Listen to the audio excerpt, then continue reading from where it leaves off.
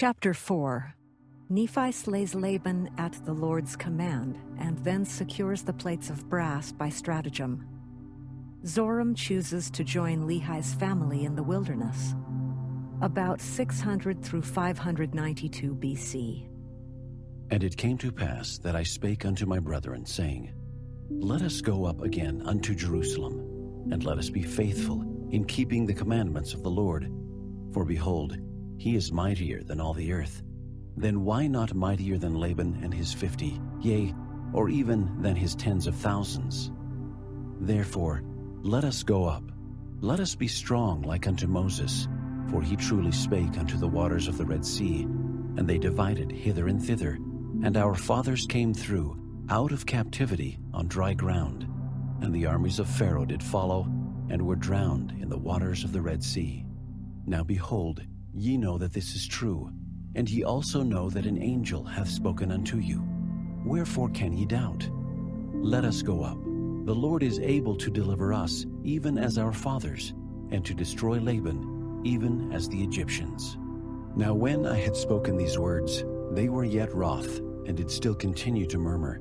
Nevertheless, they did follow me up until we came without the walls of Jerusalem. And it was by night, and I caused that they should hide themselves without the walls. And after they had hid themselves, I, Nephi, crept into the city, and went forth towards the house of Laban. And I was led by the Spirit, not knowing beforehand the things which I should do. Nevertheless I went forth, and as I came near unto the house of Laban, I beheld a man, and he had fallen to the earth before me, for he was drunken with wine. And when I came to him, I found that it was Laban.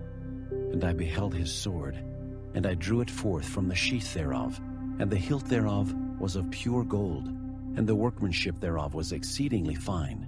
And I saw that the blade thereof was of the most precious steel. And it came to pass that I was constrained by the Spirit that I should kill Laban. But I said in my heart, Never at any time have I shed the blood of man. And I shrunk and would that I might not slay him.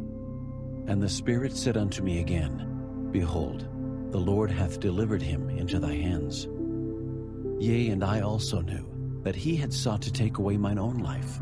Yea, and he would not hearken unto the commandments of the Lord. And he also had taken away our property. And it came to pass that the Spirit said unto me again, Slay him, for the Lord hath delivered him into thy hands. Behold, the Lord slayeth the wicked, to bring forth his righteous purposes.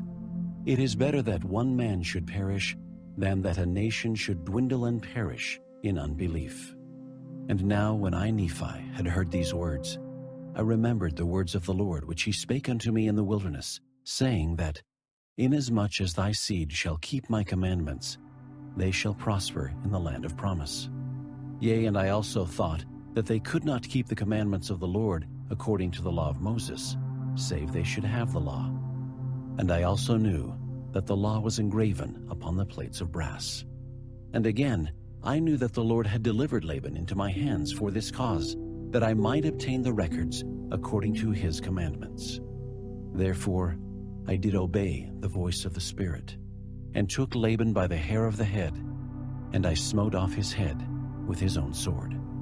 And after I had smitten off his head with his own sword, I took the garments of Laban, and put them upon mine own body, yea, even every whit, and I did gird on his armor about my loins.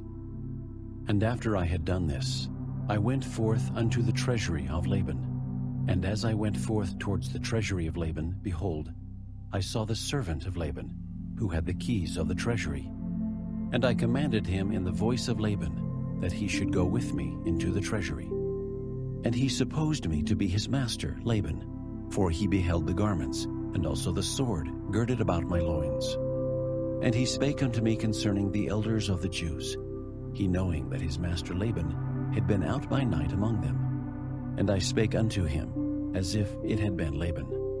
And I also spake unto him that I should carry the engravings which were upon the plates of brass to my elder brethren, who were without the walls. And I also bade him that he should follow me. And he, supposing that I spake of the brethren of the church, and that I was truly that Laban whom I had slain, wherefore he did follow me. And he spake unto me many times concerning the elders of the Jews, as I went forth unto my brethren, who were without the walls. And it came to pass that when Laman saw me, he was exceedingly frightened, and also Lemuel and Sam. And they fled from before my presence, for they supposed it was Laban, and that he had slain me, and had sought to take away their lives also. And it came to pass that I called after them, and they did hear me, wherefore they did cease to flee from my presence. And it came to pass that when the servant of Laban beheld my brethren, he began to tremble, and was about to flee from before me, and return to the city of Jerusalem. And now I, Nephi, being a man large in stature, and also having received much strength of the Lord, therefore I did seize upon the servant of Laban, and held him, that he should not flee. And it came to pass that I spake with him, that if he would hearken unto my words, as the Lord liveth, and as I live, even so that if he would hearken unto our words, we would spare his life. And I spake unto him, even with an oath, that he need not fear, that he should be a free man like unto us, if he would go down in the wilderness with us. And I also spake unto him, saying, Surely the Lord hath commanded us to do this thing, and shall we not be diligent in keeping the commandments of the Lord? Therefore, if thou wilt go down into the wilderness to my father, thou shalt have place with us. And it came to pass that Zoram did take courage at the words which I spake. Now Zoram was the name of the servant, and he promised that he would go down into the wilderness unto our father. Yea, and he also made an oath unto us, that he would tarry with us from that time forth.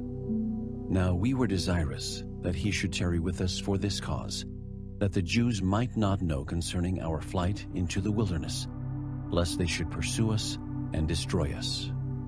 And it came to pass that when Zoram had made an oath unto us, our fears did cease concerning him. And it came to pass that we took the plates of brass and the servant of Laban, and departed into the wilderness, and journeyed unto the tent of our father.